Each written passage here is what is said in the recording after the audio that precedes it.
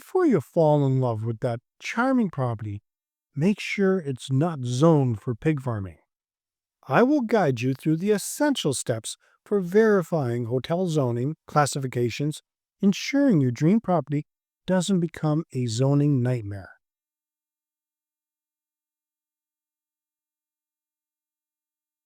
Hey there, amazing viewers. If you enjoy our episodes, don't just hover around. Dive deeper. Hit that subscribe button like it's the key to a treasure chest of hotel knowledge, and ring that bell like you're summoning the fun directly to your screen. Subscribe, ring, and let's keep your adventure rolling. Let's say you found the perfect location. You can already picture guests sipping on wine by the fire pit, staff bustling around with trays of local flair, and your name glowing on the roadside sign. You start thinking about room layouts, Instagram-worthy lobbies, and how to make your hotel the place to stay in town. Then reality hits. That charming plot? Zoned industrial. Hotel use? Not allowed. Congratulations. You're the proud owner of a piece of land you can't legally use for your dream. Zoning issues aren't just annoying. They can derail your timeline, chew through your budget, and force you to rethink your entire business. In this episode, I'll walk through how to avoid those traps because nobody wants their grand opening stalled by red tape and the clipboard-wielding city inspector. I'll share what zoning really means for hotel development, common zoning traps independent hoteliers fall into, how to research and navigate hotel zoning regulations, the role of the consultant and where to ignore them, real-world zoning horror stories, and how to dodge the same fate. Let me help you sleep better before your guests even arrive. Understand what zoning actually means. Zoning laws regulate how land can be used. Some areas are for homes, others for shops, some for warehouses, and as in one particular painful case I remember, pig farms. Yes, really. Don't ask. Hotels typically need to be in commercial or mixed-use zones. That sounds simple. It's not. Some municipalities require conditional use permits even within hotel legal zones. Others treat boutique inns differently than larger hotels. I once spoke with an owner who thought they were safe because the plot was zoned commercial. Turns out, the bylaw specifically excluded short-term rentals. That simple paperwork hiccup delayed them 6 months and cost tens of thousands in legal fees. Moral of the story? Never assume. Research like your business depends on it, because it does. Before you fall in love with the location, do your homework. Call the local planning department. Ask for zoning maps and permit uses. Check for any overlays or restrictions, for example, heritage, floodplain, noise zones, etc. Investigate future development plans in the area. Visit the property multiple times, different days, different times. And this part is key. Don't just ask if a hotel is allowed. Ask what kind of hotel. Can you include a restaurant, outdoor events? What about signage, parking, noise levels? Too many hoteliers rely on vague assurances from realtors.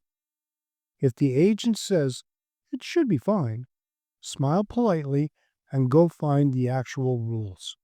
Better yet, find a zoning-savvy consultant, one who won't just read the rules but knows how they're applied locally. Use consultants, but stay in charge. Zoning consultants, land use planners, and even your architect, they're valuable allies. But remember, you're the one opening the hotel. Their job is to advise. Yours is to question, challenge, and verify. I worked with developers who handed everything over to a consultant, only to find the project drifting way off course. One ended up with a modern minimalist hotel that clashed with the heritage district. Local officials denied the permit. Months of redesign later, they are back to square one. Use experts. Just don't outsource your brain. Picture this: your dream hotel, alive with the buzz of happy guests and a thriving business. Sounds amazing, doesn't it? But here's the truth: great hotels don't just happen, they're built with a clear plan. I'm Jerry McPherson, and in the Vision to Reality, your guide to opening a hotel, I'll show you how to turn your vision into a successful, guest focused property. Want to learn more? Click the link now and take your first step toward making your dream a reality. Real zoning disasters and how to avoid them. Let me share 3 real world scenarios. The hotel was too big. A couple bought a former mansion, hoping to run a boutique hotel. Trouble was, the zoning only allowed for 4 guest rooms. They built 8. Guess what happened when a neighbor complained?